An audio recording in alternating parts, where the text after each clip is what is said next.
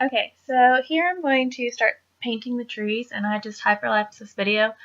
So I'm going through and just kind of outlining where I want the tree to go and filling it in. You'll see shortly that I mess up this area, and I just try and fix it by putting more and more branches.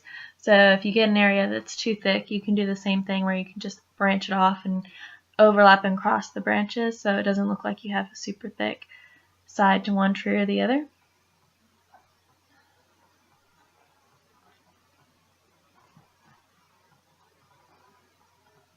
And just kind of keep those branches curvy and fun.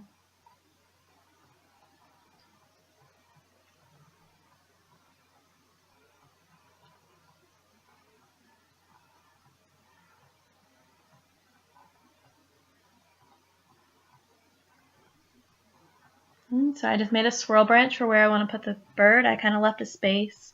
Kind of think about where you want that bird to go and how big it's going to be and how big your branch needs to be in comparison.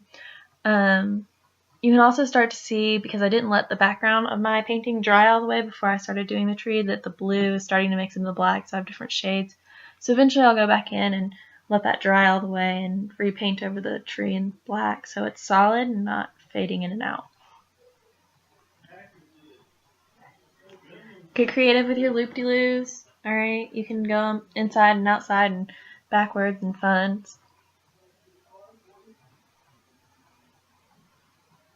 Then I'm painting the moon there. I just took a little bit of yellow and a lot of white. And when you do the white at the bottom more and the yellow more at the corner, it's going to look more glowing.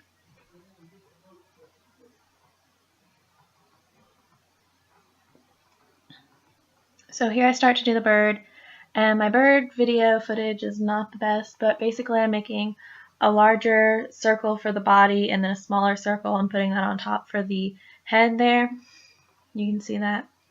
And then I add in a little beak. And I try and do this little feather just by putting a triangle on the corner edge of that circle. And then I add in a little wing. And there you go. So now all I'm doing is putting the little lights in the trees. So I kind of changed up on my sample. You can see different styles of the lights. You can do a ton of dots, a little bit more concentrated, or you can do a sparse dots. I think the sparse dots look a lot better. But it's like just little Christmas lights in your tree there. Give it a little extra pop. So you can see from my sample that there's different thicknesses of the yellow paint. So when you do your dots, you want to do them kind of thicker, so it's really bright and not fading out. See the glow of the moon again, where the white at the bottom and the corner is more yellow, makes it glowy. Alright, so there's my video. I hope that helped y'all out and y'all have a fun time painting.